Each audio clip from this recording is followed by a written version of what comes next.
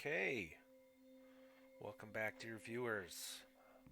I have a quick video for you this morning. My life, my job has got me all kinds of busy, so I've had to cancel games and cancel one shots. But I wanted to give you something, and that's what this is. It's a quick review of a bestiary of sundry creatures. Um, But before I get into that, if you're new to this channel, what I do is I play games, I record myself playing the games, and then I talk about the games. That way, you know I've actually used the product. Um, you know, nothing wrong with a flip through review, but I find that sometimes using a product changes your experience. Um, and I actually think what I'm about to talk about is a good example of this. So, um, if this kind of content, actual plays and reviews is your thing, please hit like and subscribe, bell icon, yada yada yada. Um, and I'm gonna keep giving you some hopefully some stuff that you like. So anyway, turning to the bestiary of sundry creatures.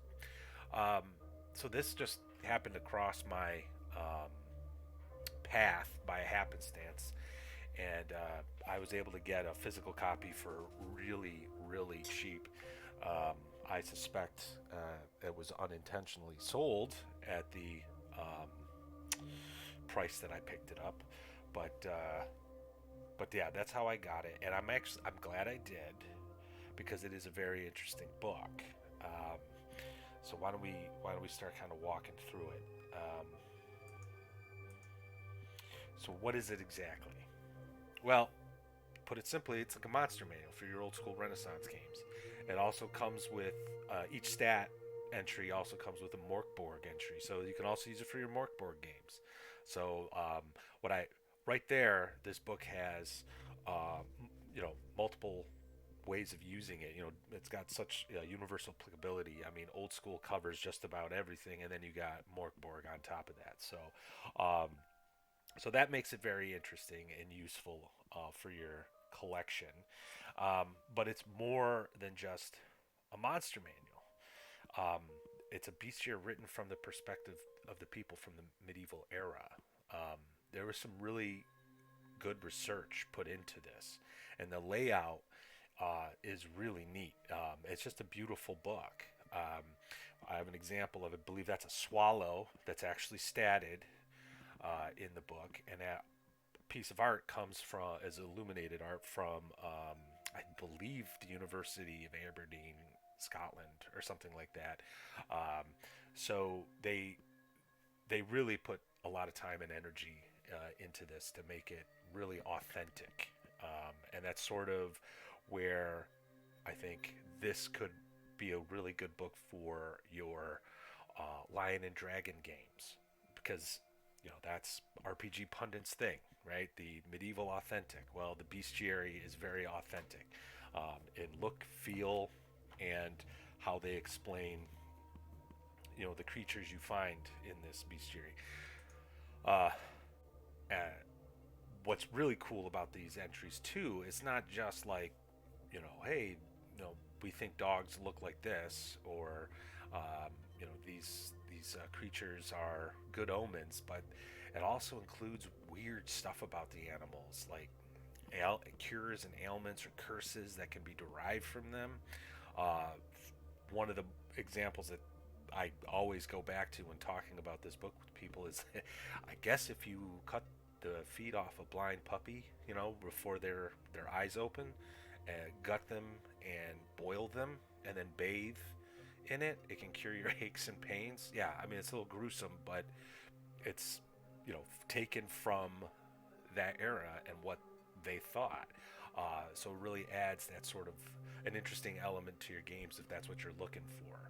If you're going to have someone perform some kind of ritual, I bet you can find some cool, I guess, spell components in this book if you really want to dig into it. But it's not just real world creatures that are in here. There's some strange creatures, mythical creatures that are given stats. The Lucrata, the Manticore. The Fawn is one that I actually really like because there's like 9 different varieties, and they're like these weird fey creatures that are um, kind of feral and include the satyr and the cyclops, and they can be completely substituted for orcs, hobgoblins, goblins, kobolds if you don't want to use the classic D&D type monsters. And with all the hubbaloo over the OGL, maybe this is something you should consider. Okay, to move away from that stuff. Um, the the I'm glad I picked this up because when I was designing the campaign Lamentations of Elemental Evil, my default was going to be to use some of the creatures from the rules cyclopedia, but I didn't really want to.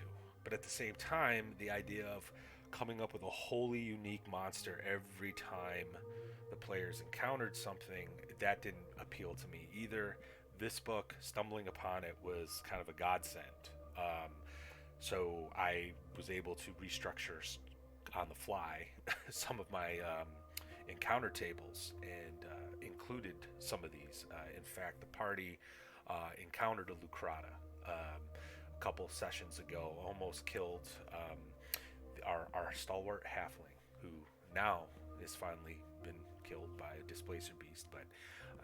But yeah, so this book really ended up being really nice because I got to have something weird and deadly, but also something authentic and not from the standard fantasy monster manuals. And I know there are Lucrata in the monster manuals, but they're described and do things different than the more authentic Lucrata. So that's another point to be made too.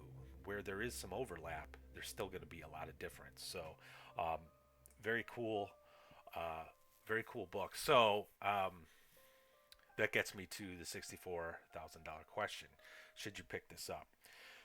Well, I got the hardcover in my hand right now. It's beautiful.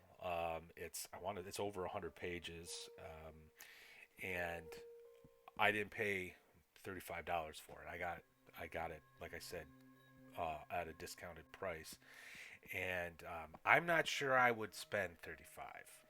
Okay, I think the PDF is well worth it. It's like £6.99. I don't know what the conversion would be to American dollars. Um, I definitely think the PDF is worth it. Something you can keep on an iPad or tablet or something while you're gaming. But 35 seems a bit high for this, and the reason I say that is because while there are some cool creatures in here to use, like the fawn, like the Lucrata, like hyenas and other sorts of hostile creatures that you might want to use.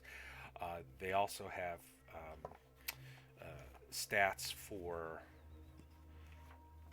a stork, a swallow, flea, and ticks. Like, I don't really know if I need that.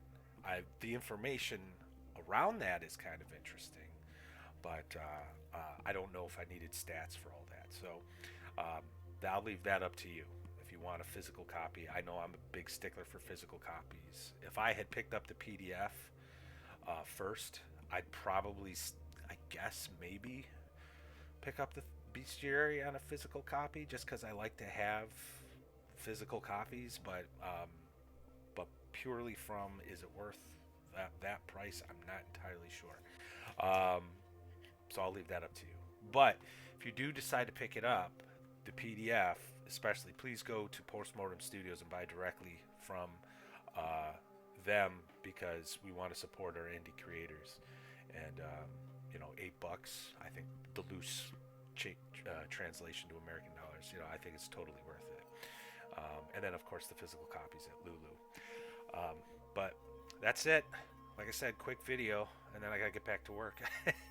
So I hope you guys have some good gaming this weekend. I won't be gaming, sadly, but I hope you all have a good game, and I will catch you later.